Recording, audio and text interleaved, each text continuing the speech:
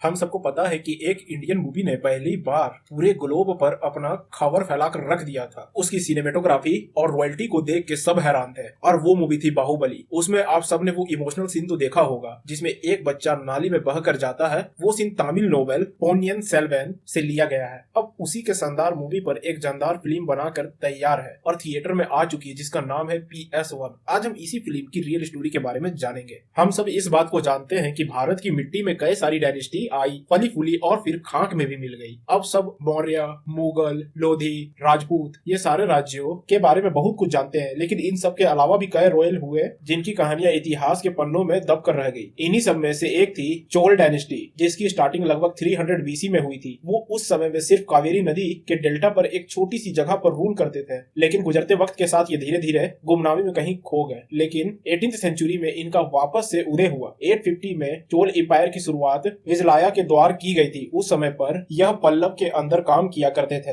लेकिन पल्लव और पांड्या की लड़ाई का फायदा उठाकर विजयलाल चोला ने एक अलग ही चोला एम्पायर की शुरुआत कर दी और ट्रेवेनकोर को चोला एम्पायर का कैप्टन बनाया। फिर इन्होंने पल्लव को हरा के अपने राज्य का और विस्तार किया। चोल डायनेस्टी के सबसे महान राजा हुए थे राजा राज चोल। इन्हीं की हीरोइक इन्वेजन के चलते चोल एम्पायर नॉर्थ में कृष्णा गोदावरी बेसिन से लेकर साउथ में श्रीलंका मालदीव तक था और वेस्ट में लक्षद्वीप से लेकर ईस्ट में थाईलैंड, मलेशिया और सिंगापुर तक फैल गया था। अब बात करते हैं आजादी के बाद की। ये film PS1 Tamil classic novel Ponniyin Selva पर बेस्ड है। इसके नोवेल राइटर है कल्कि कृष्णमूर्ति। 1950 में पोनियन सेल्वा की एक मैगजीन में हर हफ्ते प्रिंट होना चालू हुई। 1950 में शुरू हुई ये कहानी जाकर 1954 के मई में खत्म हुई। 2210 पेज की इस स्टोरी को एक किताब के रूप में पब्लिश किया गया, लेकिन 5 वॉल्यूम में। इसे ही तमिल लिटरेचर की सबसे क्लासिक नोवेल में काउंट किया जाता है। सिर्फ इसी स्टोरी के छपने के चलते उस मैगजीन का सालाना काउंट लगभग 70,000 हो गया था, जो कि एक तमिल मैगजीन के लिए बहुत बड़ी उपलब्धि थी। पोनियन सेल्वन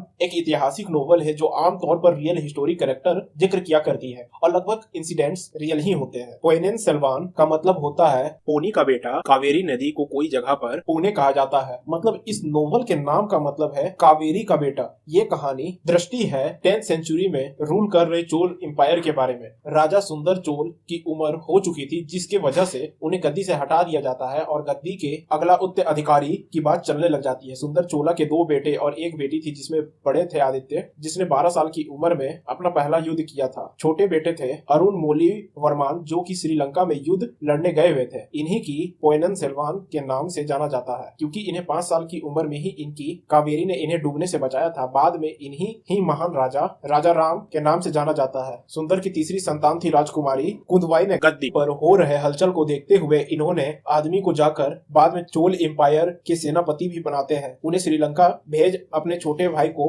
बुलाने के लिए बोला जाता है। चोल के कुछ दुश्मन में से एक थी उनकी कैसियर की बीवी नंदिनी, जिसने अपने ट्रेजेडिक पास्ट को लेकर चोल डायनेस्टी को संपत्त करने की कसम खा लेते हैं। इसी सारे के बीच PS1 की कहानी चलती है। आप मूवी देख के कमेंट करिए कि कैसी लगी, और अगर आपको हमारा ये वीडियो अच्छा लगा तो please like and share this video. इसी तरह की इंटरेस्टिंग वीडियो देखने के लिए सब्सक्राइब टू आवर चैनल हम सब जानते हैं।